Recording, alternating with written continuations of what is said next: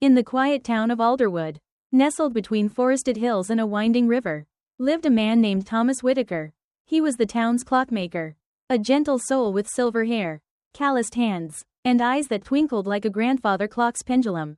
For over 40 years, Thomas had repaired, restored, and built timepieces of every kind, from tiny pocket watches to towering grandfather clocks that chimed with a voice of memory. Now retired at 72, Thomas still visited his old workshop on Elm Street. The townsfolk, many of whom he had watched grow from children to adults, often dropped by just to talk or to watch him tinker with gears and springs as if he were weaving spells of time. Thomas had never married, but his life was rich with moments, the laughter of neighbors, the cries of newborns whose parents he knew, the hush of snowfall in winter, the scent of wood polish and brass. Still, there was a certain emptiness he could not name, as if one of his clocks had a missing cog he had yet to find.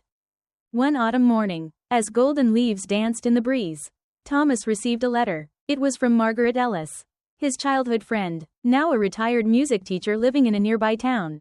Dear Thomas, it read, I recently found something that made me think of you, a small music box you made when we were children. Remember? It played that little melody you composed. I thought, perhaps, you'd like it back. Maybe we could meet again? Warmly, Margaret. Thomas smiled. He remembered the box, made from cherry wood, with a tiny ballerina that spun slowly to a haunting tune. He hadn't thought of it in decades. They arranged to meet the following weekend at a tea shop halfway between their towns.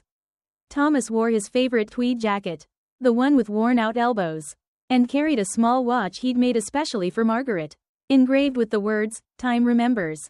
Margaret was waiting by the window, her hair silver like his, her eyes warm with recognition. They hugged, awkwardly at first, then easily, like no time had passed.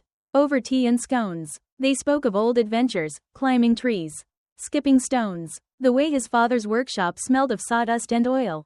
I never forgot that tune, she said, placing the music box on the table. It was scuffed but intact. I used to play it when I missed home. Thomas wound it carefully. The melody began to play, slow and sweet, with the ballerina turning in her faded pink dress. I thought I'd lost this, he said quietly. Margaret touched his hand. Some things wait for the right moment to return. They began meeting often after that. Sometimes in the tea shop. Sometimes in their own homes. They shared more than memories, they shared silences. Too comfortable ones. Thomas found himself listening more closely to the world, the tick of his clocks, the way leaves brushed against the windows at night, the laughter of children outside. One afternoon, Margaret asked, Why did you never marry? Thomas paused, then smiled. I suppose I was always waiting for something, or someone. Time passed, and I became content with my routines. My clocks were my company. And now? She asked gently. He looked at her. Now, I wonder what I might have missed. Margaret nodded. It's never too late to find a new rhythm. That night, Thomas sat at his old bench, staring at an unfinished clock he'd started years ago. It had always resisted completion, something about the mechanism didn't feel right. But now, as if inspired by the clarity of his moments with Margaret, he began to work. He adjusted the gear alignment, changed the chime sequence, and for the first time, added a melody, a soft echo of the tune from the music box. When it was done, the clock was unlike any he'd made. It didn't just tell time, it sang it. He called it the memory clock. Word spread, and people came to see it. Some said it reminded them of lullabies. Others said it felt like the sound of falling in love. Thomas simply smiled. He didn't try to explain it. One day, a boy named Jamie, about 10 years old, came with his grandfather. The boy was quiet, shy, but his eyes lit up as the memory clock chimed. Can it play different songs? Jamie asked. Thomas knelt beside him. No, it only plays one, a very old tune. But I can show you how it works. That was how it began. Jamie started visiting every Saturday. Thomas taught him how to wind clocks, how to polish brass, how to read blueprints. In return, Jamie brought joy, youthful, earnest joy, into the shop. Margaret, too, took a liking to Jamie. She played piano for him, even began teaching him simple songs.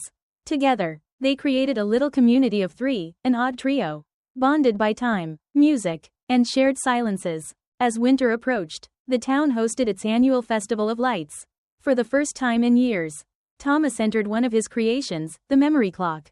When it was unveiled in the town square, people gathered around. Snowflakes fell gently as the clock struck the hour, releasing its soft, melodic chime. People grew still. Some closed their eyes. Others held hands. Jamie, standing beside Thomas, whispered, "It sounds like a dream." Thomas looked at him and nodded. "Sometimes, dreams are just memories we haven't lived yet." After the festival, the mayor asked Thomas if he would consider donating the clock to the town's new community center. It would stand as a symbol of Alderwood's spirit, enduring, harmonious, alive. Thomas agreed, on one condition: that Jamie be given a place in the center's workshop. To learn, to tinker, to grow. Years passed. Thomas and Margaret grew older. But not slower. They traveled a little, short trips to places they'd only read about. They wrote letters to friends, baked bread on Sundays, and watched Jamie grow from a boy into a young man with gifted hands. On Thomas's 75th birthday, the town threw a small celebration. Jamie, now a tall apprentice clockmaker, presented him with a pocket watch he had made himself. Inside the lid, engraved in neat letters, were the words, "You gave me time." Thomas held it for a long moment, emotion rising in his chest. He looked around, at Margaret smiling beside him, at neighbors raising glasses, at Jamie's proud face. For the first time in years, Thomas felt something complete, not an end, but a fullness. Like the final piece of a clock sliding into place. He leaned toward Margaret and whispered, "You were right, you know." "About what?" she asked, her eyes shining. "It's never too late to find a new rhythm."